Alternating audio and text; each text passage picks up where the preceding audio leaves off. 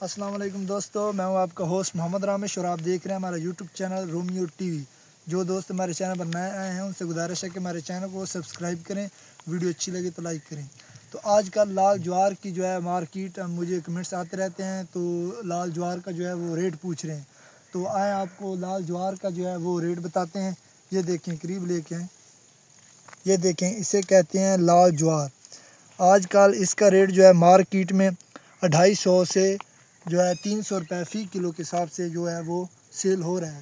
तो इससे अलावा और भी मज़ीद फसलों के रेट जानने के लिए हमारे चैनल को सब्सक्राइब करें, वीडियो को लाइक करें और दोस्तों के साथ शेयर करें।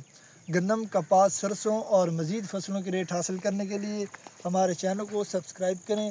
वीडियो अच्छी लगे तो लाइक करें और दुआओं में याद रखें। Thanks for watching this video. अल्लाह हाफिज़।